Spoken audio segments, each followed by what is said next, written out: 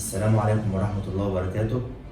بإمكان أي حد دلوقتي إنه يقدر يرفع دعوى عن بعد من خلال خدمات المحاكم اللي موجودة على موقع مصر الرقمية، وده خطوة عظيمة جدا من قبل وزارة العدل ومن قبل وزارة التكنولوجيا والاتصالات بإنها ترتقي بالعمل داخل المحاكم، وده أسوة بكل الأنظمة اللي في دول العالم الحديثة، زي مثلا امريكا، زي مثلا عندنا في الوطن العربي الامارات والسعوديه. كل حاجه دلوقتي بقت عن بعد، التقاضي بقى عن بعد.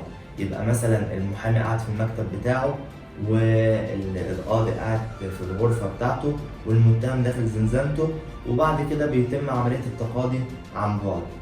طب هما دلوقتي بدأوا إن هما يطبقوا في مصر حاليا إقامة الدعاوى وبالذات المدنية كتجربة أولى عن بعد من خلال موقع مصر الرقمية. الموقع ده من خلاله بيوجد خدمة اسمها خدمات المحاكم.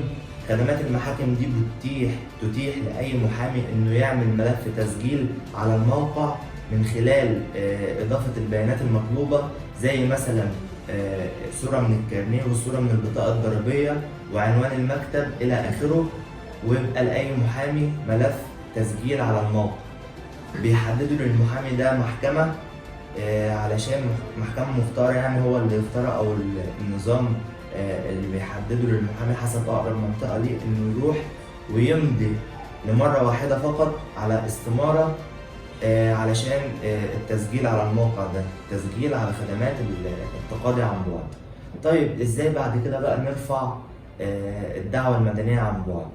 من خلال خدمات المحاكم اللي على الموقع ده هتلاقي في اختيار اللي هو إقامة الدعوة المدنية. هم بادئين بالدعوة المدنية حتى محكمة الجيزة الابتدائية السبت اللي فات فاجئتنا إنه يا جماعة ما عادش حد بعد كده هيرفع دعوى صحة التوقيع إلا عن بعد. تمام؟ يعني بعد كده كتجربة، يعني اللي هيرفع دعوى صحة التوقيع يرفعها من خلال موقع مصر الرقمية، من خلال بقى إيه؟ إن أنت تضيف سندات الدعوة والأوراق اللازمة للدعوة والتوكيلات والأرقام القومية للمتقاضين، تملى البيانات يعني اللي هم طالبينها، أهمها صحيفة الدعوة والتوكيل والأرقام القومية للمتقاضين. وبعد كده بتملى الطلب ده وتبعته للمحكمة إلكترونيا. تمام؟ بعد كده بيحددوا لك الرسم، بعد كده بيبعتوا للمحامي الرسم. بمجرد ما المحامي يسدد الرسم بالفيزا كارد بيتم إرسال رقم الدعوة ليه والدايرة وتاريخ الجلسة.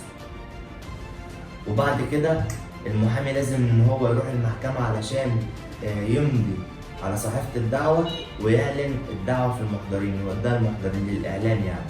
طيب بيبقى في بعد كده، بعد الخطوات دي، مكتب أو شباك في المحكمة اسمه خدمات التقاضي عن بعد. من خلالها بقى بيتم مضاهاة الأوراق والمستندات اللي أنت رفعتها إلكترونيا بالأصل. يعني أنت مثلا رفعت صور التوكيل، صور التوكيلات وصحيفة الدعوة والمستندات، لو كان أصل عقد، لو كان أي حاجة أنت رفعها تخص الدعوة، بيتم مطابقتها باللي أنت رفعتها على الموقع الأصل بالصورة. وبعد كده خلاص شكرا بقى.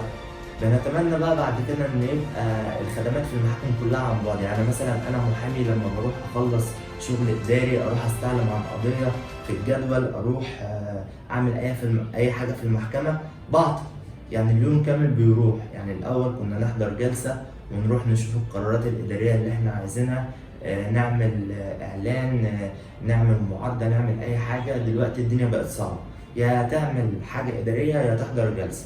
ليه بقى؟ لأن في عقم بصراحة في المنظومة التكنولوجية أو النظام المميكن داخل المحاكم، بالذات السيستم. تمام؟ فاحنا ليه مثلا المحامي ما يبقالوش اشتراك سنوي أو شهري عن طريق برضو مصر الرقمية؟ ده من خلاله بيتم عمل المعارضات، بيتم الاستعلام عن القضايا اللي في الجدول، مقابل برضو رسم احنا بنسدده، وتبقى قاعد في مكتبك عارف القرارات، عارف القضية دي أخبارها إيه، تفاصيلها. تمام؟ كل حاجة وأنت قاعد في المكتب. تنزل بس المحكمة علشان تحضر جلساتك وعلشان تعمل الأوراق المطلوبة أو الحاجات اللازمة، ويبقى في ختم إلكتروني، ويبقى في حاجة أونلاين كده محترمة تليق بمصر وبنظام التقاضي في مصر. يعني ننقل كده التقاضي لمرحلة تانية زي بقية الدول.